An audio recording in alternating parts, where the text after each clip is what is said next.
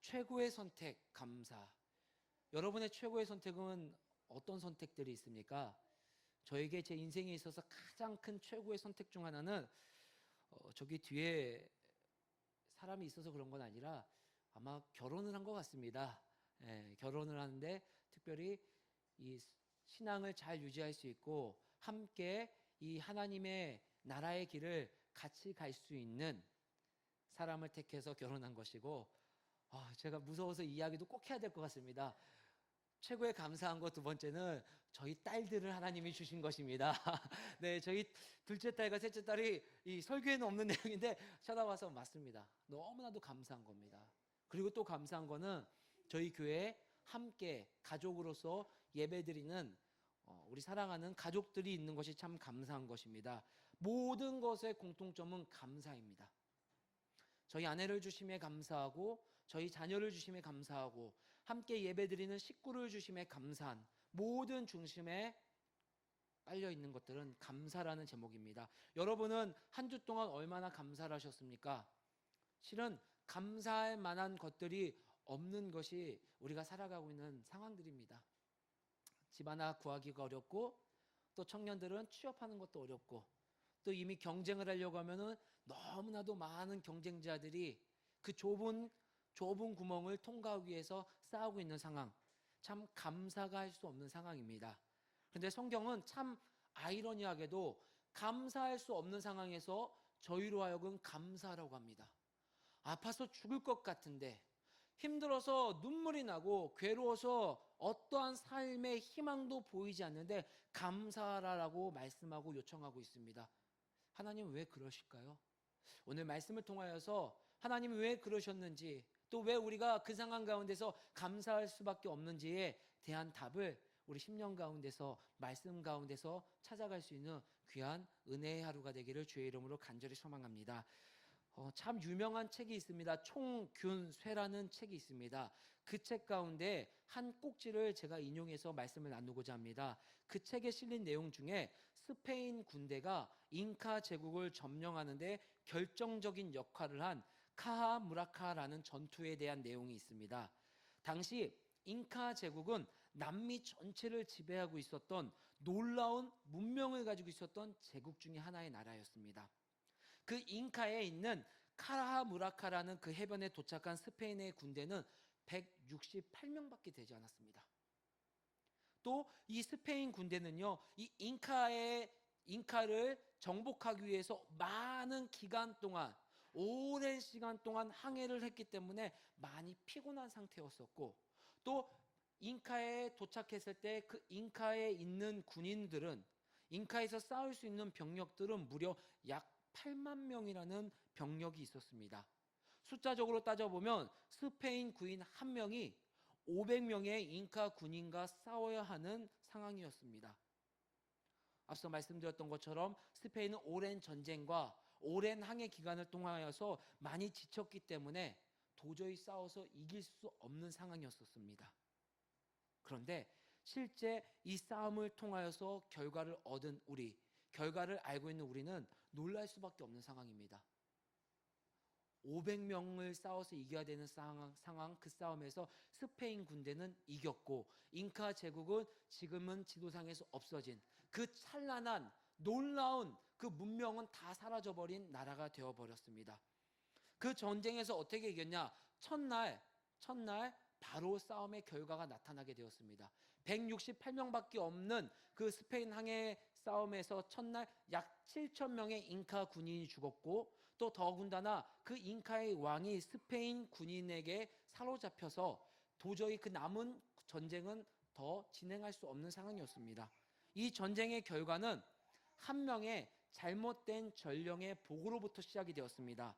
잉카의 전령은 저 멀리서 스페인 군대가 오는 것을 보고서 그 잉카 왕에게 가서 이렇게 보고를 합니다. 왕이시여, 저기 스페인 군대를 보니까 사람도 몇몇 되지 않고 또 스페인 군대의 군인들을 보니까 힘도 없어 보이는 것 보니까 충분히 우리가 준비하지 않아도, 충분히 어떤 전략을 짜지 않아도 충분히 이길 수 있을 것 같습니다 라고 한 그 한 명의 전령의 보고를 듣고서 잉카에 있는 군인들은 전쟁을 준비하지 않았습니다.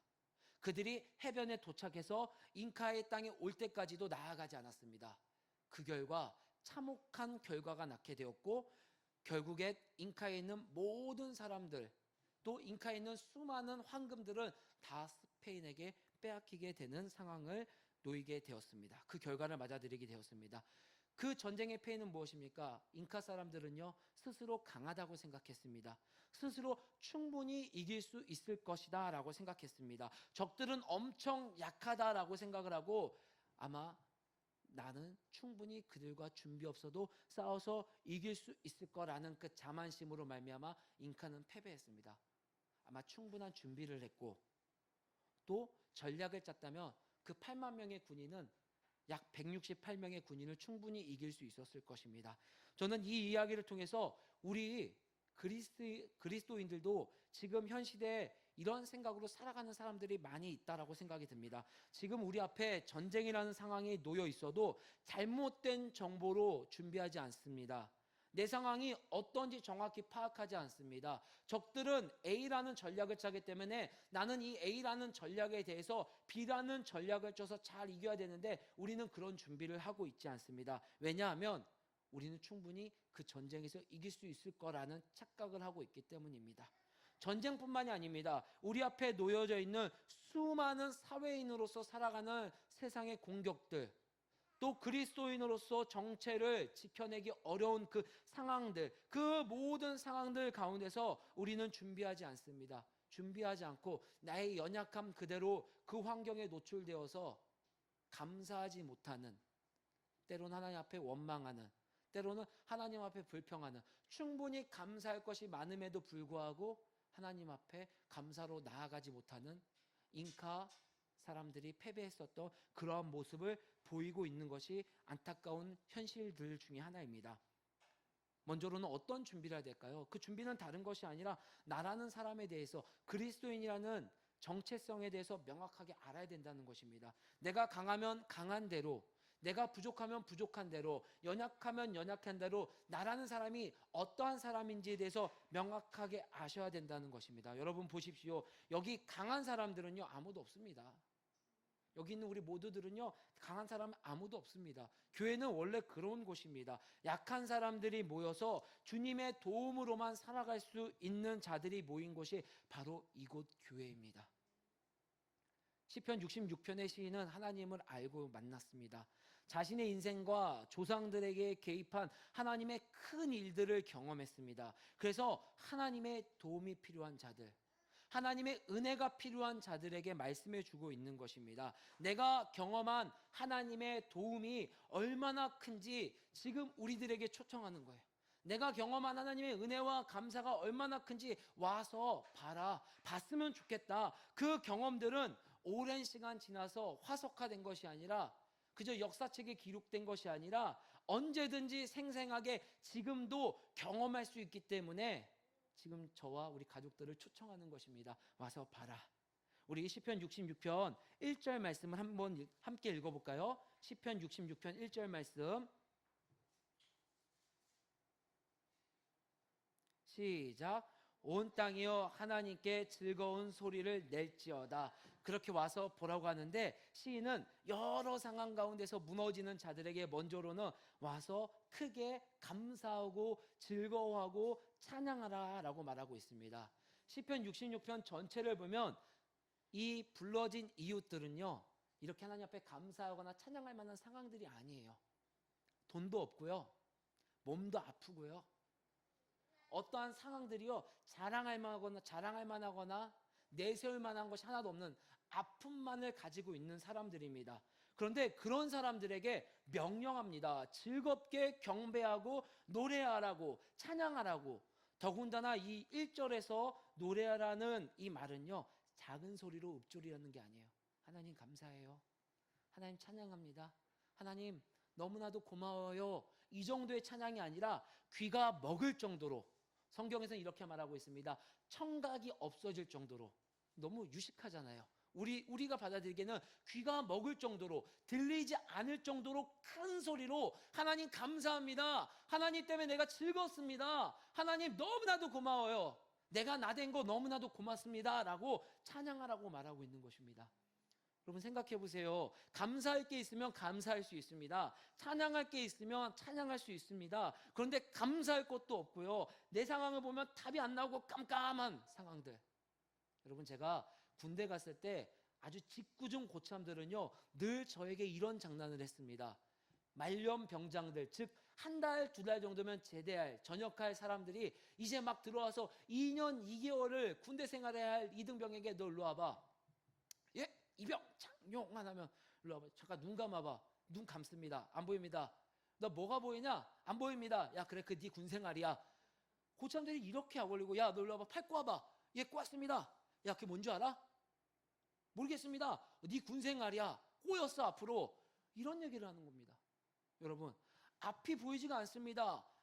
꽉 막혔습니다. 그런 상황 가운데 하나님은요 우리로 하여금, 시인은 오늘 우리로 하여금, 야, 와서 즐겁게 노래 불러. 귀가 찢어질 정도로, 막힐 정도로. 여러분, 이런 질문을 하는 마음을 아는 것처럼 어떻게 감사해요? 아니, 당신이야 목사니까 감사할 수 있죠. 당신이야 집이 잘 사니까 감사할 수 있죠. 당신이야 건물주니까 감사할 수 있죠. 어떻게 감사할 수 있냐요? 어떻게 감사할 수 있습니까? 라는 이 질문을 시인은 들은 것 같아요. 그래서 5절에서 이렇게 말하고 있습니다. 5절 말씀 함께 읽어볼까요? 시작. 와서 하나님께서 행하신 것을 보라. 사람의 아들들에게 행하심이 어미하시도다. 아멘. 이 말씀을 원어 성경 그대로 직역해 보면요 이렇게 성경이 해석이 되어 있습니다. 너희는 오라, 그리고 너희는 봐라 라는 말씀입니다. 두 번이나 언급한 것은 성경에서 강력한 강조의 표현입니다. 시인이 이런 표현을 한 것, 두 번이나 너희는 와라, 그리고 너희는 봐라 라고 말씀한 것은 단 한 가지입니다. 너는 너에게 주어진 상황들을 해결할 만한 능력이 하나도 없어. 아프니? 근데 너에게 그 아픔을 해결할 만한 능력이 없잖아. 어떠한 문제가 해결받고 싶니? 너에겐 그 문제를 해결받을 만한 능력이 없잖아. 꽉 막혔지?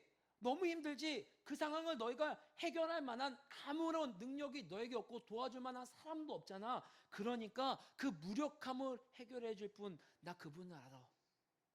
그분이 여기 있으니까 와서 봐. 그분은 바로 하나님 한 분밖에 없어. 와서 봐. 오늘 시인은 그 말씀을 시편 66편 서두에 저와 우리 가족들에게 말씀하고 있는 것입니다. 제가 학창 시절에 저희 부모님은 종종 저에게 이런 말을 해주셨습니다. 용환아, 여름에 시원한 데서 일하고 겨울에 따뜻한 데서 일하려면 열심히 공부해야 된다. 열심히 해라. 너 책상에 앉아서 편하게 양복 입고 공부하고 싶으면 열심히 공부해야 된다라고 저에게 이런 말씀을 해주셨습니다. 아마도 저희 부모님은 평생에 막노동을 하셨고 평생에 미싱일을 하셨기 때문에 겨울에는 추운 데서 일을 하셨고 여름에는 더운 데서 일을 하셨기에 그 경험들이 너무나도 아리게 자신들의 마음을 힘들게 하고 육체적으로 힘들었기 때문에 그 아들, 사랑하는 아들만큼은 그런 경험을 하게 하고 싶지 않아서 저에게 그런 말씀을 해주셨습니다.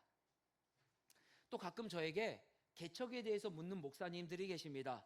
평상시 연락도 안 하시던 분들, 평상시 관심도 안 가지셨던 분들이 제가 개척을 하고서 시간이 지나서 개척을 대해서 묻는 분들이 생겼다라는 것입니다. 그러면서 저에게 이렇게 묻습니다. 생활은 어떻게? 야, 사람들은 조금 오니? 안 힘들어? 이런 질문들을 제게 묻는 것은 어떠한 해결책을 저에게 요구해서 어떠한 해결책을 저에게 듣고 싶어서 그 질문하는 것이 아닙니다. 그 질문하는 이유는 단 하나였습니다. 본인들도 개척을 하려고 하기 때문입니다. 본인들도 개척을 하려고 하는데 그 생활은 어떻게 해야 되는지, 사람들은 어떻게 와야 되는지, 저기 보니까 길가진리교회 가족들 애 셋 데리고 개척했다는데 어떻게 1년은 살아남았는지 참 궁금하다.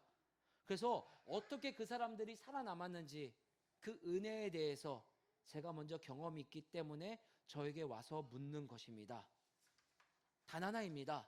시편 66편에 시인이 저희에게 말하는 이유는, 저희 부모님이 저에게 공부하라고 말해주신 이유는, 제가 개척하려는 목사들에게 개척은 그래도 이렇습니다 라고 말하는 이유는 제가 경험했기 때문입니다.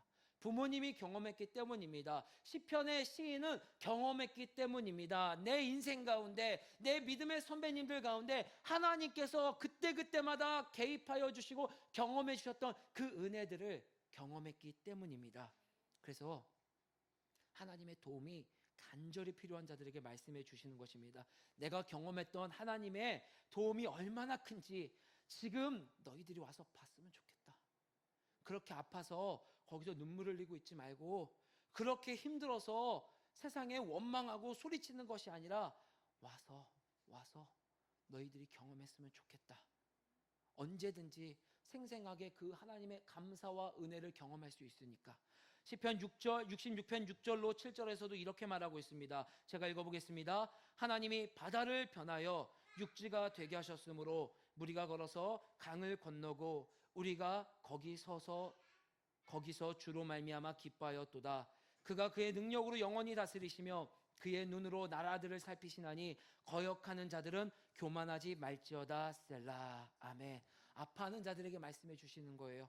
오늘 6절에서 7절 말씀은요, 바다를 육지로 바꾼 모세의 기적에 대해서 말씀해 주시고 있는 사건입니다. 이스라엘 백성이 애굽에서 탈출해서 하나님이 말씀하신 가나안 땅으로 가고 있는데 뒤에서는 수백 수천의 바로의 군대가 쫓아오고 있고 앞에는 큰 홍해가 가로막고 있습니다.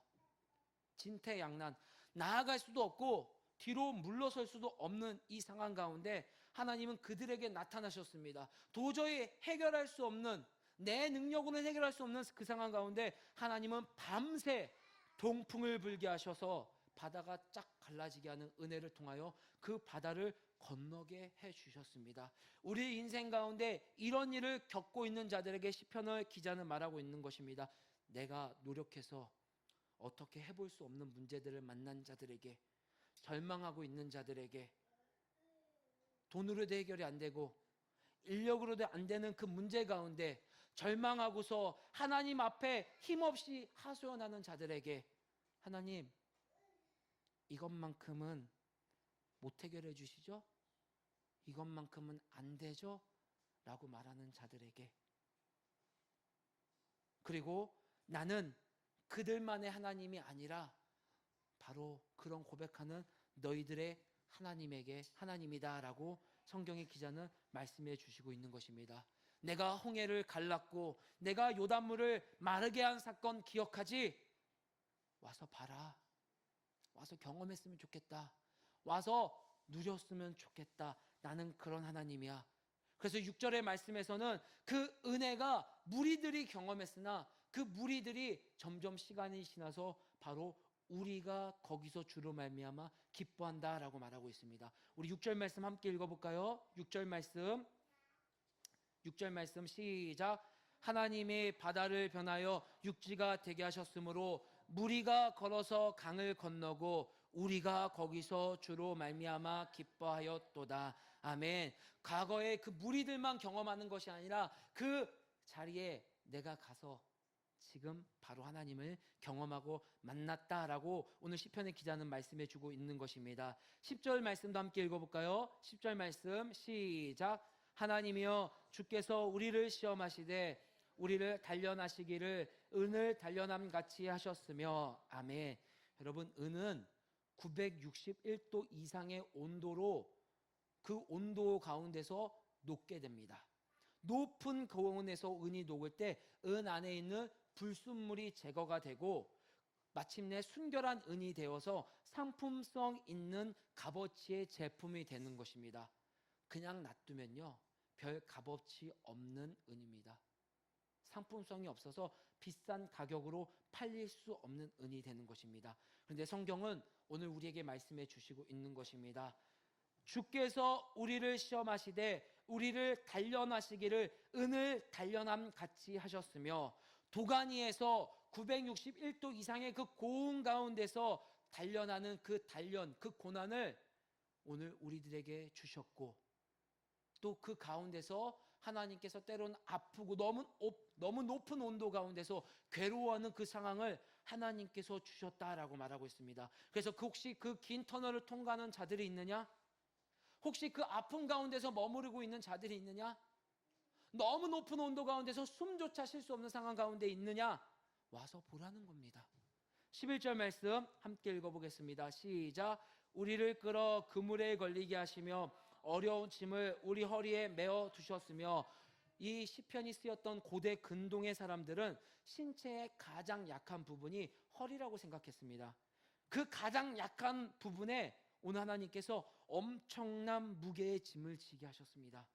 우리가 살다 보면 타인에게는 아무것도 아닌 것이 나에게는 유독 크게 느껴지는 무거운 짐으로 느껴질 때가 있습니다. 저에게는 담임 목사직이라는 직이 그렇습니다. 저는 제 성향상 누군가를 잘 보필하고 도와주는 것을 즐거워하는 성향의 사람입니다. 이름 없이 빚도 없이 무엇인가 일이 잘 진행되게 만드는 조력자 중에 한 명이지 무엇인가 앞장서서 무엇인가 이끌어가는 성향의 사람은 아닙니다. 그러한 사람에게 하나님께서 길가진리 교회를 개척하게 하셨고 담임 목사라는 직책을 주셨습니다. 그 무게가 말도 못할 정도로 무겁습니다. 너무나도 무거워서 때로는요, 이 짐을요 내려놓고요 도망가고 싶을 때도 있습니다. 여러분은 어떠십니까? 때로는 엄마 아빠라는 자리가 너무 무겁지 않나요? 때로는 자녀라는 위치가 너무 버겁게 느껴지지 않나요? 때로는 내가 처한 학생이라는 위치가 너무나도 무겁게 느껴지지 않나요? 그런 인생의 무거운 짐을 짊어진 자들도 하나님이 불러주시는 것입니다. 그런 자들에게 와서 보라는 것입니다. 그런 상황을 겪고 있는 자들을 하나님은 아시고서 오늘 우리에게 말씀해 주시고 있는 것입니다. 12절 말씀 함께 읽겠습니다. 시작. 사람들이 우리 머리를 타고 가게 하셨나이다. 우리가 불과 물을 통과하였더니 주께서 우리를 끌어내사 풍부한 곳에 들이셨나이다. 참, 이 말씀을 읽으면서 참 너무 와닿더라고요. 하나님은 때로는 내 원수들에게 조롱당하게 놔두시기도 합니다. 우리 머리를 타고 가게 하셨다라는 표현은 전쟁에서 사용되는 표현입니다. 전쟁에서 지고 전쟁에서 죽은 자들을 이긴 자들이 그 머리를 지근지근 밟고 가는 그 모습을 오늘 표현한 것입니다. 다름이 아니라 우리의 원수, 또 나를 싫어하거나 나를 미워하는 자들, 그들에게 내가 짓밟히고 무시당하고 있는 상황들을 오늘 성경에서는 표현해 주고 있는 것입니다. 살다 보면 참 이런 경험 많이 하고 있습니다. 다른 사람은 다 괜찮은데 하나님, 내가요 얘한테만은 무시당하고 싶지 않습니다. 하나님, 다른 사람은 다 괜찮은데요 내가요 얘한테만큼은요 좀 없는 것 들키고 싶지가 않네요. 내가 이 사람한테만큼은요 더 있어 보이고 싶습니다. 더 있어 보이고 싶습니다. 참 자존심이 센 사람들에게, 자아가 센 사람들에게 이것처럼 아픈 일은 없습니다. 그런데 꼭 그런 사람에게 무시당할 일이 생기고 꼭 그런 사람에게 조롱당할 일이 생기기도 합니다. 그 억울하고 속상해하는 자녀들에게, 또 그 무거운 짐을 가장 약한 곳에 짊어지고 있는 자녀들에게, 또 내가 견딜 수 없을 만큼 뜨거운 고난의 터널을 보내고 있는 자들에게 오늘 하나님은 결론적으로 이런 말씀을 해주고 있는 것입니다. 그러나 주님께서 우리를 건지셔서 모든 것이 풍족한 곳으로 이끌어 주셨습니다. 시편 66편의 12절 말씀 새번역 버전으로 바로 이렇게 기록이 되어 있습니다. 그러나 주님께서 우리를 마침내 건지셔서 모든 것이 풍족한 곳으로 이끌어 주셨습니다. 때로는 이해되지 않는 훈련과 우리를 비움으로 낮춰주심으로 우리 영혼의 풍족한 곳으로 인도해 주시는 하나님이라는 것입니다. 여러분, 세상에 어느 신이, 세상에 어느 부모님이 자녀들이 실족하길 원할까요? 자녀들이 괴롭길 원할까요? 자녀들이 절망 가운데서 허우적대기를 원할까요? 그런데 저는 몇몇 신들이라고 하는 존재들에 대해서 그러한 성향들을 발견하고 있습니다. 인도에 있는 힌두교가 믿고 있는 수많은 신들은 그냥 그대로 머무르라고 합니다. 그대로 머물고 내세에, 내가 다음에 태어나면 좀 행복할 수도 있을 거야. 그래서 여전히 인도에는요 카스트 제도가 존재하고 있습니다. 여전히 불교는요, 억겁의 시간을 지나면 언젠가는 행복해질 거야. 그러니까 현세에 있는 고난과 아픔들은 괜찮아라고 말을 하고 있습니다. 그런데 어느 부모님이 지금 아파하고 있는 자녀들, 괴로워하고 있는 자녀들을 놔두고 행복해 할 수 있을까요? 적어도 저와 여러분들이 믿고 있는 하나님은 그런 하나님이 아닙니다. 그런 신이 아닙니다. 그 하나님은 우리가 실족해서 넘어지지 않기를 원하십니다. 우리가 아파하는 것을 함께 슬퍼하고 함께 눈물 흘리시는 분이 그 하나님이십니다. 그 하나님이 지금 저와 우리들에게 말씀해 주시고 초청해 주시고 있는 것입니다. 시편 66편 16절로 17절 말씀 가운데서 이렇게 초청해 주시고 있습니다. 함께 읽어볼까요? 시작. 하나님을 경외하는 너희 모든 사람들아 와서 귀 기울이라. 하나님께서 내 영혼에 하신 일들을 말해주리라. 내가 내 입으로 그분께 울부짖었고 내 혀로 그분을 찬양했다. 아멘. 제가 읽은 버전은요, 우리말 성경 버전입니다. 하나님을 경외하는 너희 모든 사람들아 와서 귀를 기울이라. 하나님께서 내 영혼에 하신 일들을 말해주리라. 내가 내 입으로 그분께 울부짖었고 내 혀로 그분을 찬양했다. 내 힘으로 할 수 있는 것들이 하나도 없어서 몸부림을 쳤고 잠도 안 올 만큼 괴롭고 밥도 안 넘어가는 그 고통 가운데서 나는 하나님을 의심하는 죄를 저지르지 않고 내가 한 것은 단 하나, 신실하신 하나님께 기도했다. 신실하신 하나님을 바랐다. 신실하신 하나님께 내 귀청이 찢어질 정도로 찬양했다. 그때 하나님께서 우리 심령 가운데 이런 말씀, 이런 감동, 이런 응답을 해주십니다. 19절로 20절 말씀입니다. 19절로 20절의 말씀 시작. 그러나 하나님이 실로 들으셨으며 내 기도 소리에 귀를 기울이셨도다. 하나님을 찬송하리로다. 그가 내 기도를 물리치지 아니하시고 그의 인자하심을 내게서 거두지도 아니하셨도다. 여러분 어떠십니까? 그런 상황들이 견딜만 하십니까? 모두들 어렵고 살맛이 안 나고 마음에 기쁨도 없는 절망과 원망의 그 통로 가운데 있는 그 상황들, 저 역시도 그런 어려움을 통과하는 중에 있습니다. 오히려 사람들이 묻습니다. 안 힘들어? 그때 더 활짝 웃습니다. 안 힘들어요.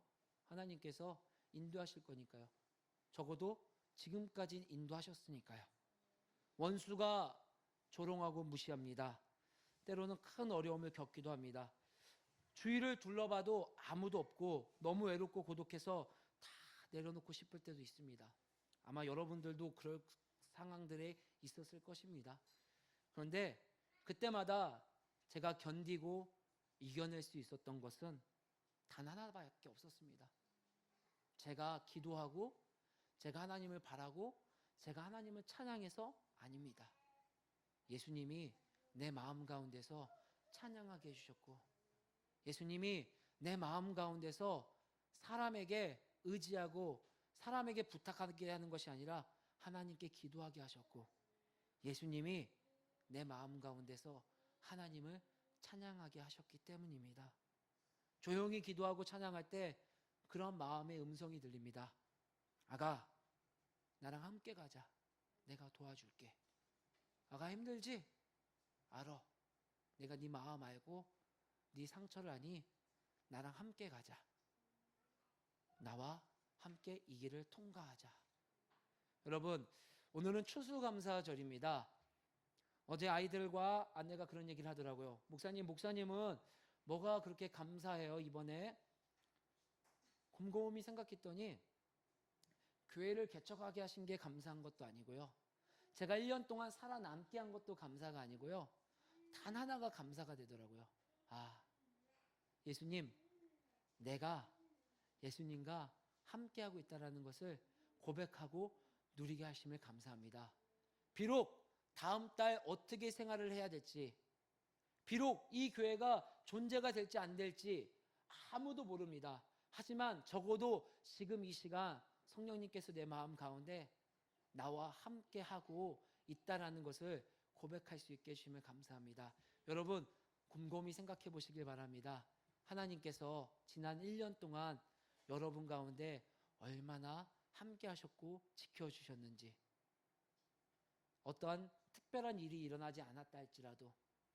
나에게는 어떠한 초자연적인 능력이 일어나지 않았다 할지라도 내 심령 가운데 예수님이 여전히 지켜주시고 함께하고 계십니다.